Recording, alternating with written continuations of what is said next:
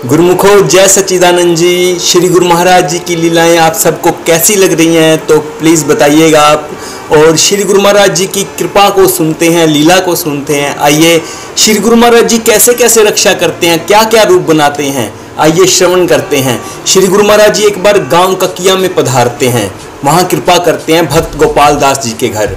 तो वहाँ के आसपास के प्रेमी भी उनके पास आकर के उनको फरियाद करते हैं, श्री गुरु महाराज जी हमारे घर में भी आइए, आमंत्रित करते हैं। तो श्री गुरु महाराज जी घर घर कृपा करते हैं, घर घर लीला करते हैं। उन दौरान क्या होता है गुरुमुखों, एक डाकुओं का गिरोह उस गांव में आता है और एक प्रेमी के बच्चे को उठा करके ले जाता है। और उनका एक ही बेटा होता है। वो श्री गुरु महाराज जी के पास आते हैं, चरणों में फरियाद करते हैं, श्री गुरु महाराज जी ऐसे ऐसे ये काम हो गया, एक डाकू उठा करके ले गए बेटे को। तो श्री गुरु महाराज जी उसको धैर्य बंधाते हैं और कहते हैं प्रभु को याद करो, प्रभु का भजन करो, सुमिरन करो और प्रभु रक्षा करेंगे।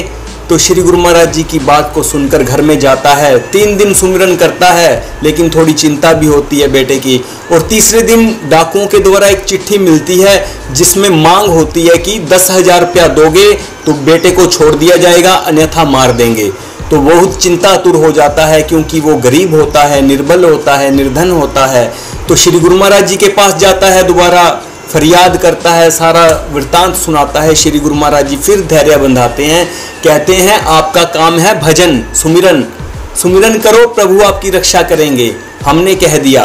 तो फिर जाता है श्री गुरु महाराज जी का ये संदेश सुन करके और घर में जाकर प्रभु को याद करता है, बैठ जाता है, सुमिरन करता है। और होता क्या है गुरुमुखो, श्री गुरु महाराज जी इधर कृपा करते हैं, लीला करते हैं, एक पुलिस वाले का रूप धारण कर लेते हैं और उस पहाड़ पर पहुंच जाते हैं, उस पहाड़ी पर पहुंच जाते हैं जहाँ पर उसके बेटे को रखा हुआ होता है डाकुओं ने हाथ पांव बांध करके।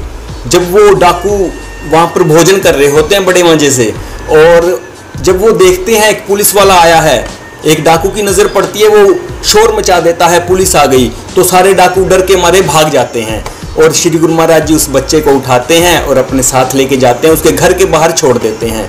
गुरुमुखो वो बच्चा कहता है कि आप अंदर तो आइए। तो श्री गुरु महाराज जी पुलिस वाले के रूप में कहते हैं नहीं, हमारा काम इतना था, हमने कर दिया। वो अपने घर में जाता है, बच्चा अपने पिताजी को सारी जब बात सुनाता है तो उसके पिताजी की आंखों में आंसू आ जाते हैं, पता लग जाता है श्री गुरु महाराज जी ने स्वयं कृपा की है हम पर।